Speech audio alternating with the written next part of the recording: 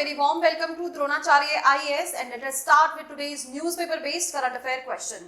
सबसे पहला question deal करता है अग्निपथ स्कीम के साथ। न्यूज में क्यों है? जेडीयू पार्टी ने बोला है कि अग्निपथ स्कीम को रिविजिट करने की जरूरत है। इसमें कुछ मुद्दे ऐसे हैं जिनको दोबारा से लिखा जाना चाहिए, दोबारा से उनके ऊपर काम किया जाना चाहिए, राइट। तो सबसे पहले हम देख लेते हैं अपनी फर्स्ट स्टेटमेंट किससे क्या पूछती है।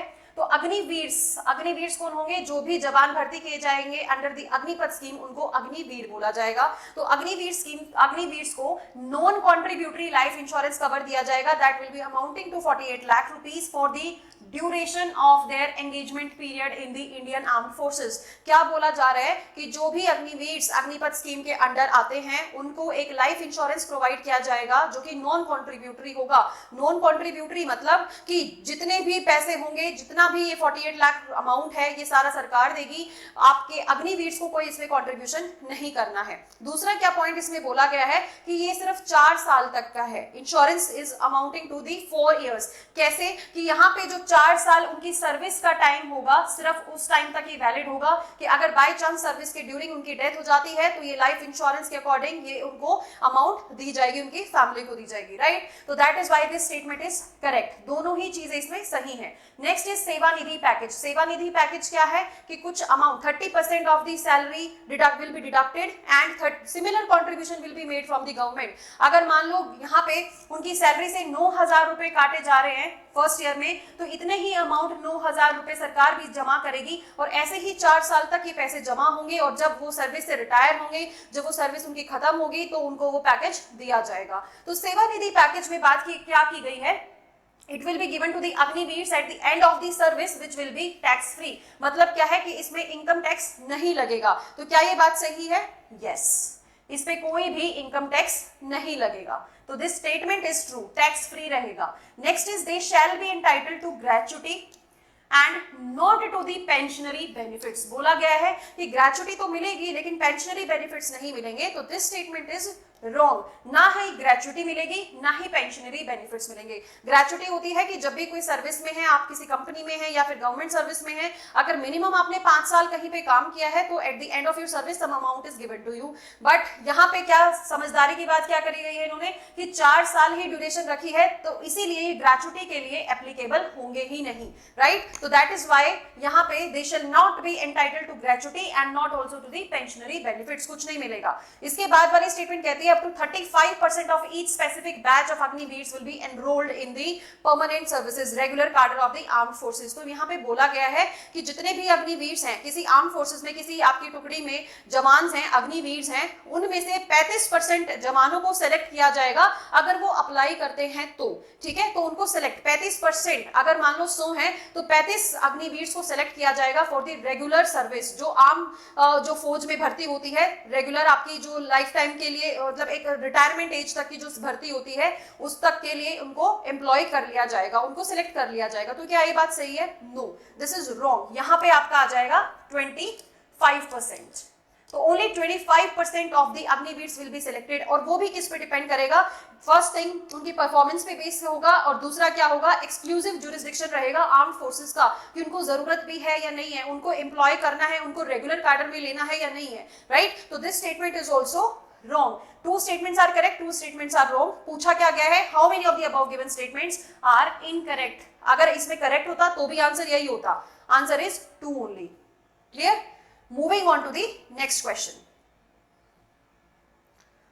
ठीक है जी, यहाँ पे आपको स्क्रीन पे दिख रहा होगा एक खेत। तो यहाँ पे farmers are preparing their land for the turmeric cultivation. हल्दी की फसल के लिए फार्मर्स अपनी लैंड को प्रिपेयर कर रहे हैं, ठीक है। तो हल्दी से रिलेटेड हम क्वेश्चन कैसे डिस्कस कर रहे हैं कि जीआई टैग कौन कौन सी हल्दी को मिला है, किस किस स्टेट की हल्दी को मिला है। तो जीआई टैग का मतलब क्या होता है कि एक ये लाइसेंस दे दिया जाता है, एक ये सिंबल दे दिया जाता है कि यहाँ की स्पेसिफिक इस जोग्राफिकल ऑरिजिन से अगर ये चीज निकली है तो ये जीआई टैग है, इसके ऊपर ऑथेंटिसिटी है, इसके ऊपर अगर किसी ने कॉपी करने की कोशिश करी तो कॉपीराइट लग जाएगा, राइट। तो ये एक स्पेसिफिक प्रोटेक्शन दी जाती है, एक स्पेसिफिक ज्योग्राफिकल ऑरिजिन से कोई अगर प्रोडक्ट हमने सिलेक्ट किया है फॉर द जीआई टैग। तो यहाँ पे पूछा गया है कि which of the following pairs are correctly matched, कि जीआई टैग कौन सी हल्दी को मिला है एंड कौन सी स्टेट से वो हल्दी बिलोंग करती है, क्योंकि दोबारा से मैं रिपीट करूंगी कि वो geographical origin specific GI tag दिया जाता है कि अगर यहाँ पे आपको वायगांव टर्मरिक है तो क्या ये वायगांव जो टर्मरिक है इसकी quality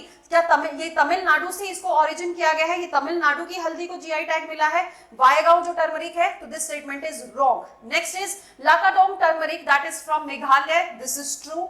next is Kandhamal turmeric that is from Andhra Pradesh, no.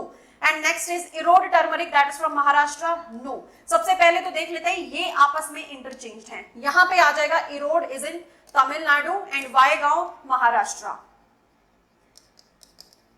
दूसरी चीज कंधमल टर्मरिक ये आपकी आती है उड़ीसा में, ओडिशा की कंधमल टर्मरिक को आपका जीआई टैग दिया गया है and this has been previously asked in the state service exams, ठीक है। तो इसीलिए इस तरीके के क्वेश्चंस आपके लिए इंपॉर्टेंट हो जाते हैं। अब ये बात आप सोचेंगे कि जीआई टैग तो मिल गया है, अगर यहाँ पे आपकी इरोड टर्मरिक की क्वालिटी, इरोड टर्मरिक के बीज या उसकी फसल लेके कहीं और उगा रहे हैं, अगर हरियाणा में उगाना शुरू कर दे, पंजाब में उगाना शुरू कर दे, तो क्या वो जीआई टैग होगा या नहीं होगा? नहीं होगा, बिकॉज वो स्पेसिफिक जोग्राफिकल कंडीशंस में, स्पेसिफिक जोग्राफिकल प्लेस में उसको उगाया जाता है, तभी उसको जीआई टैग दिया है, तभी उसकी ऑथेंटिसिटी पे मोहर लगेगी, अदरवाइज नहीं, राइट। तो ये आपका Erode turmeric is also wrong, Kandamal turmeric is also wrong and Vaigaon turmeric is also wrong. So how many of the pairs are correctly matched? So only one, that is Lakadong turmeric Meghalaya.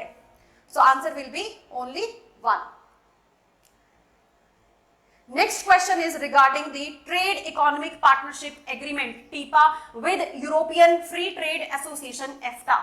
तो यहाँ पे बात क्या की गई है, सबसे पहले देख लेते हैं न्यूज में क्यों है कि नॉर्वे में बोला गया, नॉर्वे ने बोला है कि we are going to increase our investment, we are going to increase our trade relations with India according to this agreement TEPA under EFTA, right. तो यहाँ पे सबसे पहले ईएफटीए का देख लेते हैं। 1960 में ये स्टॉकहोम कन्वेंशन के अकॉर्डिंग इसको बनाया गया था। ये ब्लॉक था 7 कंट्रीज का, लेकिन जिसमें अभी प्रेजेंटली सिर्फ 4 ही कंट्रीज बाकी हैं। उनके साथ इंडिया ने साइन किया है trade and economic partnership agreement TEPA. ये कॉन्टेक्स्ट है क्वेश्चन का। अब देख लेते हैं इसके स्टेटमेंट्स को। India signed the टीपा with EFTA countries comprising, अब ये जो 4 कंट्रीज हैं वो कौन कौन सी हैं? Switzerland, Iceland, Norway and Liechtenstein. क्या ये आंसर आपका सही, क्या ये स्टेटमेंट सही है? यस, चारों कंट्रीज यही है, Switzerland, Iceland, Norway and Liechtenstein. Next statement बोलती है TEPA includes binding commitment of investments and jobs in the next 15 years. तो इस एग्रीमेंट के अकॉर्डिंग कि 15 साल में एक कमिटमेंट है कि आपने इन्वेस्टमेंट बढ़ानी है एक दूसरे नेशन में, और आपने ट्रेड रिलेशंस बढ़ाने हैं, और आपने जॉब्स भी इंक्रीज करनी है। तो yes, this is a binding commitment. Although you can say legally binding नहीं होगा, बट एक कमिटमेंट होता है जो बाइंडिंग है, जो करके दिखाना है। तो this statement is correct. Next is among EFTA countries, Norway is the largest trading partner of India, followed by Switzerland। इस तरीके का क्वेश्चन यूपीएससी ऑलरेडी पूछ चुका है अपने प्रीवियस ईयर क्वेश्चंस में। तो यहाँ पे ये क्वेश्चन इसलिए इंपॉर्टेंट हो जाता है कि EFTA कंट्रीज का अगर स्पेसिफिकली पूछा जाए, राइट, तो नॉर्वे क्या सबसे ज्यादा बड़ा लार्जेस्ट ट्रेडिंग पार्टनर है इंडिया का? No, this is wrong. Switzerland first है, सेकेंड इज नॉर्वे, राइट। तो how many statements are correct in this? Only 2 statements. लेकिन पूछा क्या गया है? इनकरेक्ट पूछा गया है। तो how many statements are incorrect? Only 1। Clear? ठीक है जी। Next question. ओके, सबसे पहले हम देख लेते हैं आपके मैप में कि कंट्रीज कहां लोकेटेड हैं। This is the map, you can take the screenshot and you can revise this map. Maps are very important. Okay, next is consider the following statements regarding renewable energy. तो renewable energy से related news में क्या आया है कि जो renewable energy का India ने टारगेट सेट किया है उसको अचीव करने के लिए इंडिया को इन्वेस्टमेंट बूस्ट करनी पड़ेगी, पैसा बढ़ाना पड़ेगा, इन्वेस्टमेंट करनी पड़ेगी उसको इंक्रीज करने के लिए, टारगेट को अचीव करने के लिए, क्योंकि अभी हम जो अपना टारगेट सेट किया हुआ है उससे हम बहुत पीछे हैं। तो ये टारगेट सेट कब हुआ था? ये COP 28 यूएनएफसीसी की आपकी COP 28 में ये सेट किया गया था। COP 28 हुई कहां थी? Comment down, right. आपने बताना है कि COP 28 कब हुई थी और कहां हुई थी। उसमें आपके सारे नेट जीरो एमिशंस की बात हुई थी। Right, net zero emission. तो इंडिया ने अपना नेट जीरो एमिशन कब तक का टारगेट रखा है? 2070 तक का। कुछ डेवलप्ड कंट्रीज ऐसी भी हैं जिन्होंने अपना टारगेट 2050 का भी रखा है। तो now let us discuss the question. First statement is increasing renewables capacity, increasing the renewable capacity to 500 gigawatt by 2030, कि 2030 तक हम 500 गीगावाट तक अचीव कर लेंगे अपनी रिन्यूएबल कैपेसिटी, रिन्यूएबल एनर्जी की कैपेसिटी में। तो is this statement correct? Yes, 500 gigawatt by 2030, ये आपने ध्यान रखना है।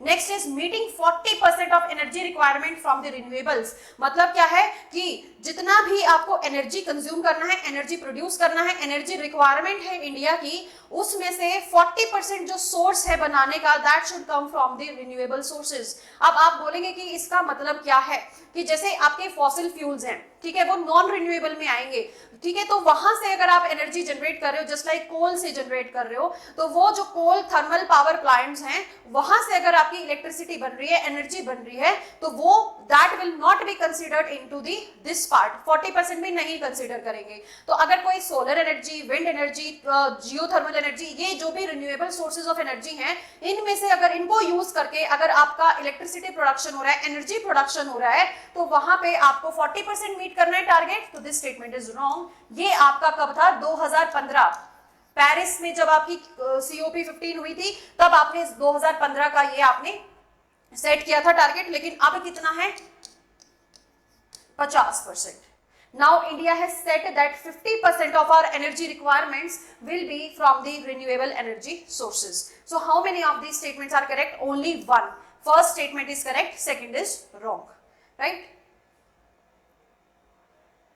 Okay, we have come to the last question, that is regarding Sudan. तो सूडान की न्यूज क्या है? सूडान में एक सिविल वॉर सिचुएशन है, क्राइसिस है। इंडिया ने ऑपरेशन भी किया अपने सिटीजन्स को वहां से इवैक्यूएट करने के लिए। तो इंडिया ने जहां पर भी एक ऑपरेशन कर दिया है या जहां भी उसने कोई प्रोजेक्ट लगा दिया है, वो international relation point of view से आपके लिए इंपॉर्टेंट हो जाएगा। ठीक है, तो हम डिस्कस करते हैं सूडान के बारे में। फर्स्ट स्टेटमेंट क्या पूछती है? Sudan is a land locked country located in the African continent. तो क्या आपकी सूडान जो कंट्री है वो एक लैंड लॉक्ड कंट्री है? लैंड लॉक्ड कंट्री मतलब चारों तरफ से वो एक जमीन से घिरी हुई है, उसके पास कोई वाटर बॉडी नहीं है, कोई सी नहीं है, कोई कैनाल नहीं है, कोई आपका ओशियन नहीं है। तो ये चारों तरफ से किससे घिरी हुई है? एक लैंड से नहीं, तो चारों तरफ से लैंड से घिरी हुई है। तो क्या ये स्टेटमेंट सही है? No, this is not correct, क्योंकि अभी आप मैप में देखेंगे red sea lies to the east of the Sudan. ठीक है, रेड सी से ये टच करता है इसका border. Now next is it shares border with 7 African countries. तो जिनके साथ ये बॉर्डर शेयर करता है, जिस भी लैंड के, जिस भी कंट्री के साथ करता है, क्या वो 7 है? 7 कंट्री। सबसे पहला क्वेश्चन तो यही बन गया कि अगर आपको पता है, अगर आपने मैप पढ़ा है, अच्छे से तैयार किया है, तो वहां पे आपको पता होगा कि 7 countries is correct.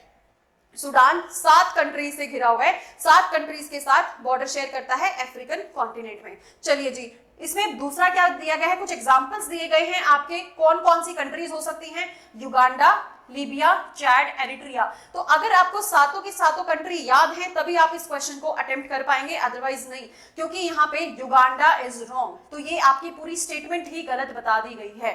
Right, 7 countries वाला पार्ट सही है, लेकिन युगांडा नहीं आता है उसमें। ठीक है, ये अभी हम मैप में देखेंगे। Next is during the ongoing Sudan crisis Indian evacuated it's citizens under the mission operation Ganga. क्या ऑपरेशन गंगा चलाया गया था सूडान से अपने सिटीजंस को इवैक्यूएट करने के लिए? No, this is wrong. ये कहां चलाया गया था?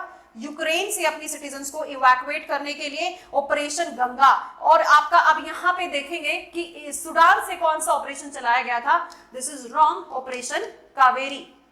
ऑपरेशन कावेरी चलाया गया था सूडान से अपने सिटीजंस को इवैक्यूएट करने के लिए बाय इंडिया। तो how many statements are correct? तो answer is none, D, none is correct. कोई भी इनमें से करेक्ट नहीं है। तो एक बार मैप देख लेते हैं सूडान का। Here is Sudan. तो सबसे पहले देखते हैं खार्तूम क्या है? Khartoum is the capital. सबसे इंपॉर्टेंट एक और बात यहाँ पे क्या निकल के आती है कि यहाँ से आपकी व्हाइट नाइल आती है, यहाँ से आपकी ब्लू नाइल। 2 नाइल रिवर है, white Nile and blue Nile. ये दोनों मिलती कहाँ पे हैं? खार्तूम, सूडान में खार्तूम में मिलती हैं, और उसके बाद बनाती हैं ये the Nile. The Nile river, जो बाद में जाके इजिप्ट के कायरो में डिस्ट्रीब्यूटरी डेल्टा बना के मेडिटेरेनियन सी में फॉल कर जाती है। So this is also important, क्योंकि खार्तूम क्या है, कैपिटल भी हो गई है सूडान की, वहां पे व्हाइट नाइल और ब्लू नाइल मिलके क्या करते हैं, द नाइल रिवर बनाते हैं, and that is why it is important. उसके बाद हम देख लेते हैं बॉर्डरिंग कंट्री। सबसे पहले देखते हैं कि लैंड लॉक्ड है या नहीं। इधर से तो ये लैंड से लॉक्ड है, लेकिन आपकी ईस्टर्न बाउंड्री पे देखें तो ये रेड सी से घिरा हुआ है, ठीक है। Red sea is located on the eastern boundary of the Sudan. अब यहाँ पे देख लेते हैं कौन कौन सी कंट्रीज इसके साथ बॉर्डर शेयर करते हैं। तो सबसे पहले यहाँ पे आ गया Egypt, then Libya, then Chad, then Central African Republic, CAR बोल देते हैं। ये नीचे तो आपका कोंगो आ गया, इसको CAR बोल देते हैं। This is south Sudan and this is Ethiopia and this is Eritrea. These are the 7 countries with which Sudan shares their land border. Now, where is Uganda? This is Uganda. तो अगर आपने सिर्फ ये पढ़ लिया कि सूडान के साथ शेयर करता है, नहीं, ये साउथ सूडान के साथ शेयर करता है border. Uganda shares border with south Sudan, not with Sudan. So that's all in today's discussion. Thank you and have a nice day.